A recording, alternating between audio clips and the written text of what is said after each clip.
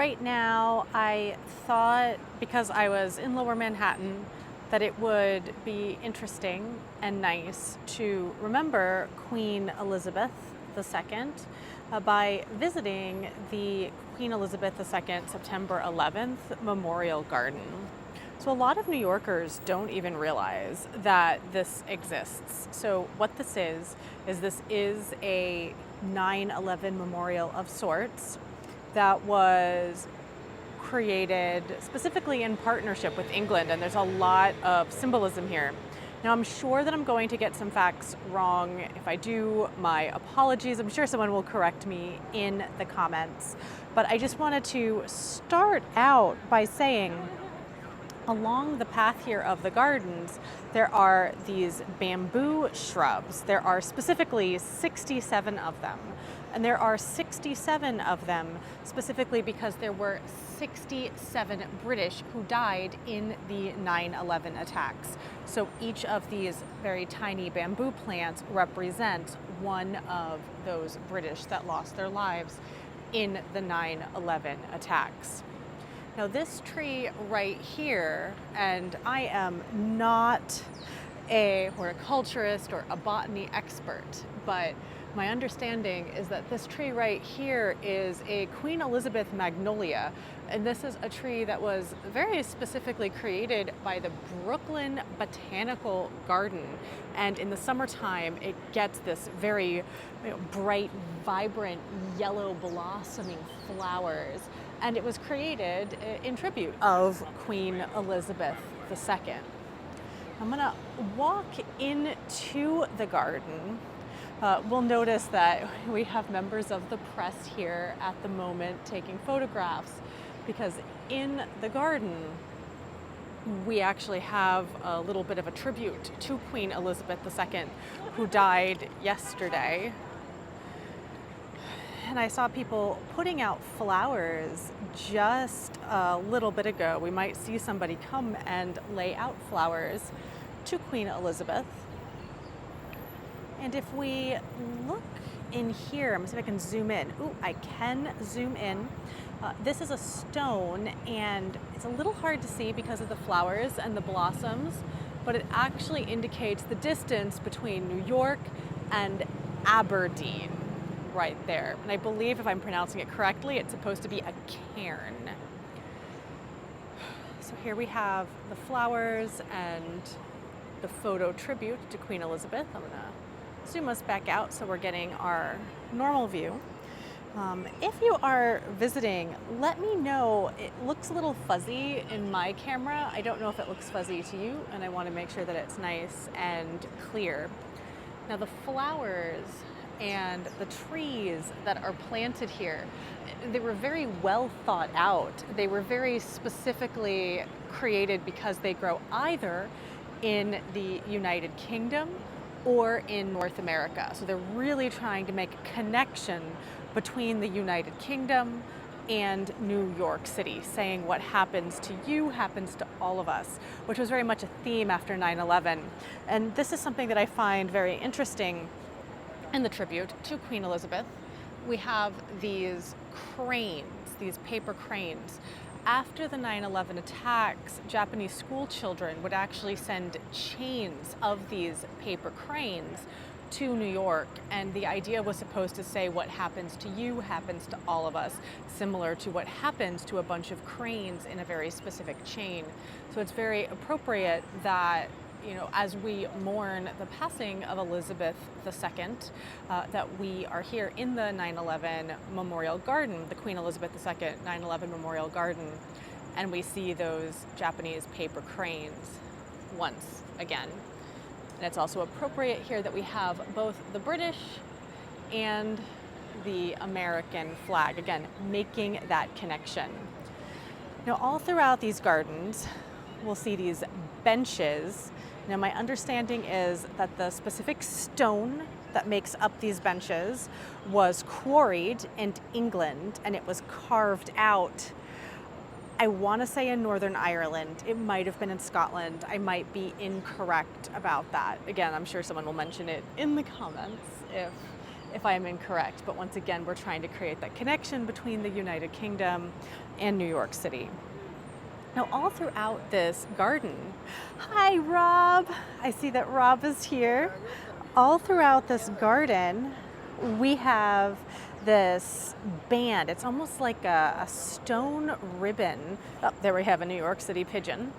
And along this stone ribbon, I personally find it a little hard to make out, but we do have the different shires of England, and they do go from north to south. So in many ways, people consider this to be a geography lesson in and of itself. If you are joining, feel free to let me know where you are joining from, and if you have any memories of Queen Elizabeth II or 9/11, feel free to share that, because we are exploring the Queen Elizabeth September 11th garden. So here we have the official Queen Elizabeth September 11th garden plaque up ahead of us. Now I'm going to continue to walk around just so you can get an idea of the whole garden. And like I said, a lot of people don't even know that this is here. And we continue to have these bamboo shrubs. And I believe that is the official name, bamboo shrubs. I always feel a little bit bad saying the word shrub with relation to 9/11, but they do represent the 67 British that lost their lives in the 9/11 attacks. So we continue to have this ribbon go around. Now, my understanding is that Queen Elizabeth II did visit here in 2009, and Prince Harry actually came here as well. My apologies if I have the exact year wrong with that, but she did come. She also paid her respects at the official 9/11 memorial, which I believe was still being built at the time. It wasn't the two reflecting pools that we see today, but she very much wanted to say that, you know, there is a connection between New York and England. So here we have more symbols of the connection. And I found these to be very interesting. So we have different parts of the United Kingdom and the British Commonwealth represented here. Now, I really like that because it's saying, you know, it's not just London, it's not just England, it's the entire Commonwealth that is here mourning with you. Over here we have the Turks and Caicos Island.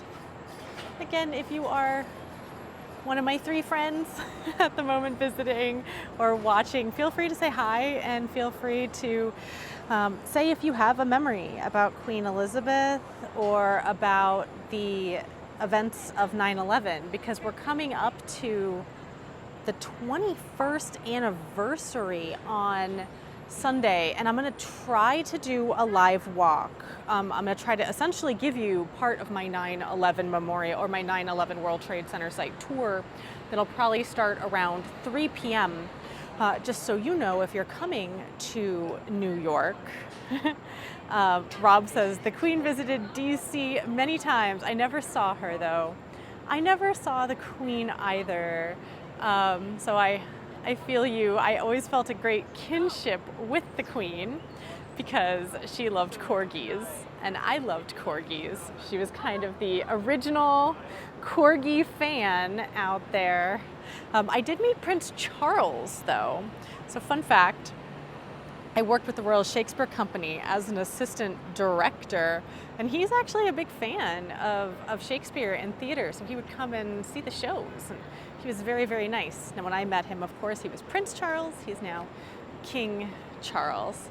So here we have a little bit, further off view. We get a more comprehensive view of what the Queen Elizabeth II September 11th Memorial Garden looks like. Here is the plaque that greets you as you enter the garden as well. And what I was saying is if you do visit New York City on September 11th, if you want to go pay your respects. I'm not 100% sure what they are going to do this year, but normally they actually close the memorial and the museum and even One World Observatory, at least in the morning, so that it's only for family and first responders, and then it'll open up again in the evening. So I'm gonna try, or in the afternoon. So I'm gonna try to do a 9/11 World Trade Center site walk in the afternoon. I'm just going to get us a little bit closer to this, and then I'm going to sign off.